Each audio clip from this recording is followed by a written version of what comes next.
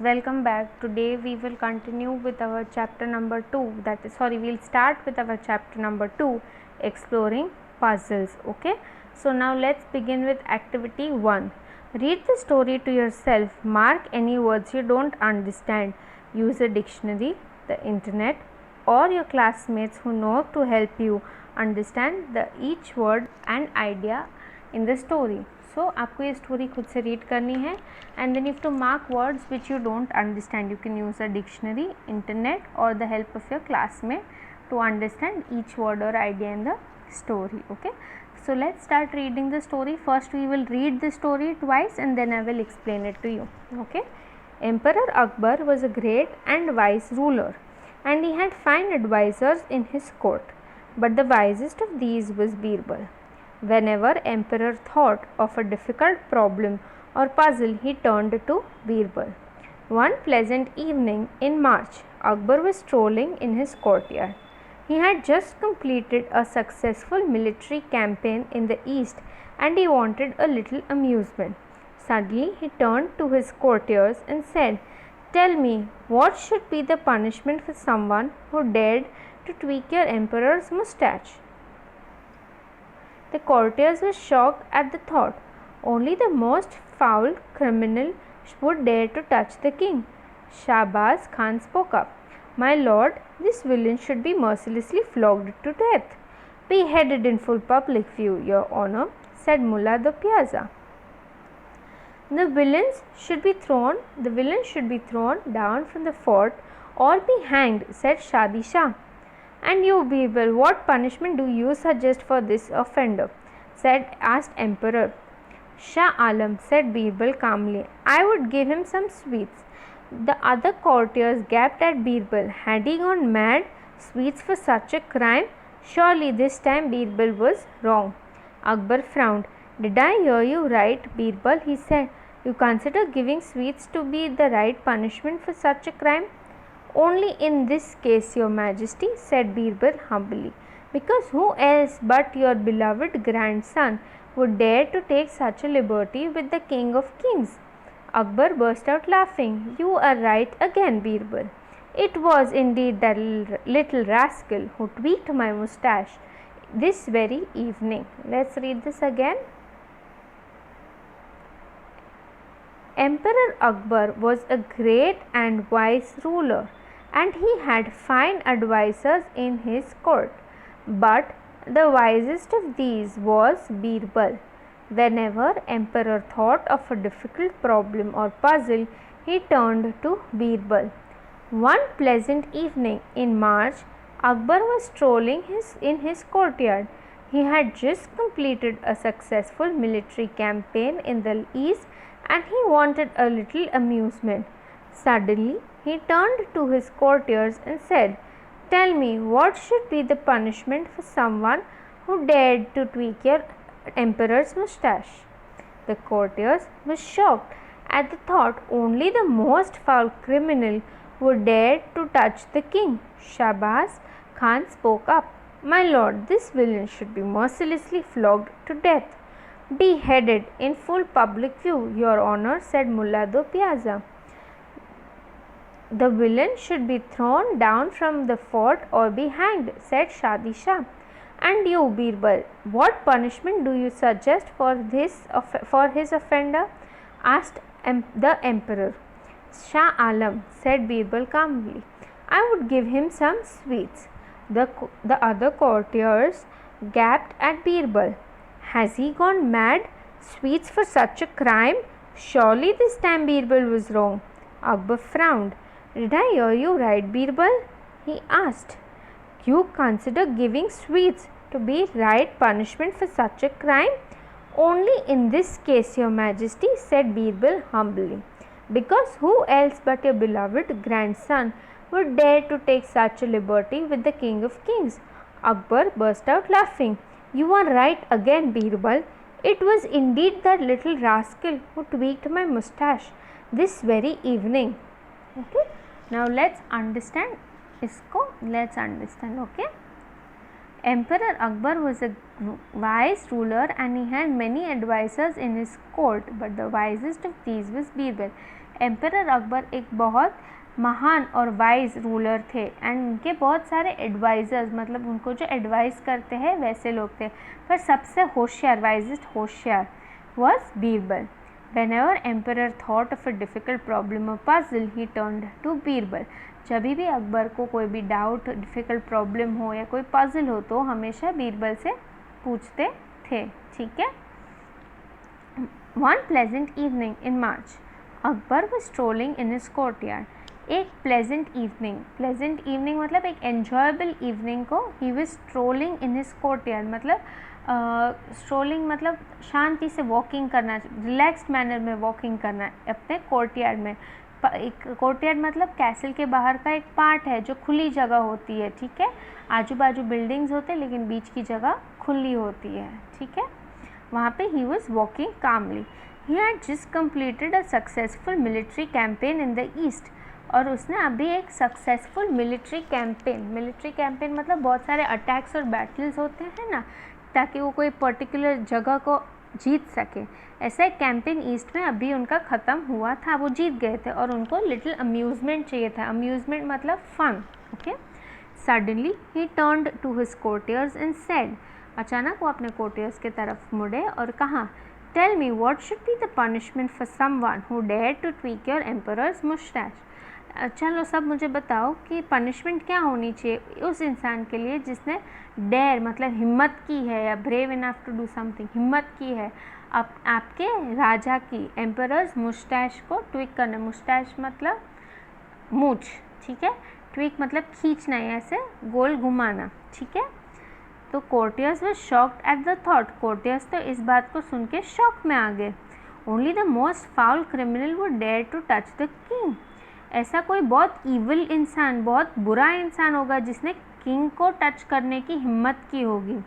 Shahbaz Khan spoke up, Shahbaz Khan करके उनका एक एडवाइज़र था, उसने बोला, my lord this villain should be mercilessly flogged to death. उसने क्या बोला, ये विलन मतलब जो बैड पर्सन है, इसको बिना मर्सी के यानी कोई भी दया किए बगैर उसको फ्लॉग टू डेथ मतलब उसको मार के मार डालना चाहिए। फ्लॉग मतलब वो विप नहीं होता है एनिमल्स को मारने के लिए जो विप यूज़ करते हैं, वैसी एक विप से या एक स्टिक से इसको तब तक मारना चाहिए जब तक कि इसकी डेथ ना हो जाए। Beheaded in full public view your honour said Mulla Do Pyaza. मुल्ला दो प्याजा ने क्या बोला कि उसको बी हेड कर दो फुल पब्लिक व्यू में। बी हेड मतलब उसका सर काट दो। योर ऑनर मतलब यहाँ पे किंग को रिस्पेक्ट देते हुए उसने बोला है कि पूरे पब्लिक के सामने उसका सर काट दो। ठीक है, now the villain should be thrown down from the fort और बी हैंग्ड। ये विलन को आपको थ्रो कर देना चाहिए फोर्ट के बाहर से। फोर्ट होता है ना, आपने सब ने देखा है फोर्ट, वहाँ से या तो उसको थ्रो कर दीजिए, ठीक है, या उसको हैंग फांसी की सज़ा दे दीजिए, शादी शाह ने कहा। And you Birbal what do you suggest for this offender. और अकबर बीरबल से पूछते हैं कि बीरबल तुम क्या पनिशमेंट देते हो इस ऑफेंडर, इस गुनहगार को। ऑफेंडर मतलब गुनहगार, ठीक है, one who commits crime. Shah Alam said Birbal कामली, I would give him some sweets. Shah Alam मतलब जैसे जहाँपना, your my majesty, your majesty, वैसे यहाँ पे किंग को कह रहा है बीरबल कि मैं तो इसको थोड़ी स्वीट्स दूंगा। Other courtiers gaped eight Birbal, जो दूसरे कोर्टियर्स थे उसने बीरबल को गेप किया। गेप मतलब घूर घूर के, शॉक सरप्राइज में घूरने लगे अकबर के बीरबल के सामने। उनको लगा कि हैड ही गॉन मैड, सबको ऐसा सोचने लगे कि क्या बीरबल पागल हो गया था। Sweets for such a crime, ऐसे क्राइम के लिए sweets. Surely this time Birbal was wrong, पक्का इस बार तो बीरबल गलत है अपने डिसीजन में। ठीक है, Akbar frown, did I hear you right Birbal. Akbar frown करने लगा। फ्राउन मतलब एंग्री हो गया थोड़ा अकबर। क्या मैंने सही सुना Birbal? He said, you consider giving sweets to be the right punishment for such a crime. क्या तुम्हें लगता है इस क्राइम, इस गुनाह के लिए मिठाई देना या स्वीट्स देना सही पनिशमेंट है? यहाँ तक सबको समझ में आ गया? Only in this case your majesty, Akbar ने, बीरबल ने कहा, सिर्फ इस केस में, इस केस ये जिसने आपकी भी मूंछ खींची है, इस क्राइम में ये ठीक रहेगा। Because who else but your beloved grandson, would dare to take such a liberty with the king of kings. उसने बीरबल ने humbly politely बोला कि आपके पोते के अलावा ऐसी हिम्मत कौन करेगा राजाओं के राजा की मूंछ को खींचने का. Akbar burst out laughing. Akbar burst out मतलब जोर जोर से हंसने लगा. You are right again Birbal. Birbal तुम इस बार भी सही हो. It was indeed that little rascal. मतलब वो एक अफेक्शनेट कि हाँ वही था जिसने मेरी मूंछों को खींचा था आज शाम को. ठीक है, understood. New words question mark. ठीक है, इसमें आपको क्या है, match A and B with and make sentence using the words given in the table. आपको ए और बी को मैच करना है और फिर जो वर्ड्स दिए गए हैं उससे आपको सेंटेंस बनाने. तो ए वाले वर्ड्स से आपको सेंटेंस बनाने, बट इसके मीनिंग क्या है, we have to do that now. Okay, so the words given to you are strolling, dumbfounded, to gaze, insolence, to discard, outwitted, smoked.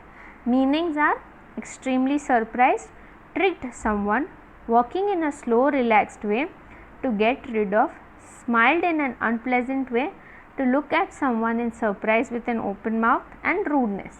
तो स्ट्रोलिंग का मीनिंग क्या है, मैंने आपको समझाया था, walking in a slow and relaxed manner.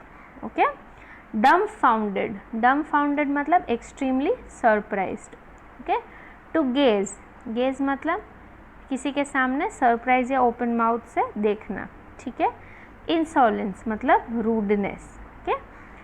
ठीक है. Discard to get rid of. outwitted means to trick someone. Okay, and smirked means smile in an unpleasant way. Now you have to write sentences for this in your notebook. Okay, understood all of you? This is your homework. Now let's move to activity number 2. So in activity 2, the question is, Birbal was able to solve the emperor's puzzles because he thought clearly and realistically about the emperor's question.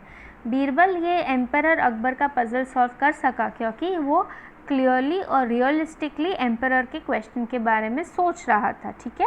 He did not make assumptions. उसने सीधे assume नहीं कर, उसने खुद से सोचने नहीं लगा. An assumption is something that is believe to be true without any evidence. Assumption मतलब कोई चीज़ को मान जाना विदाउट कोई एविडेंस के. ठीक है.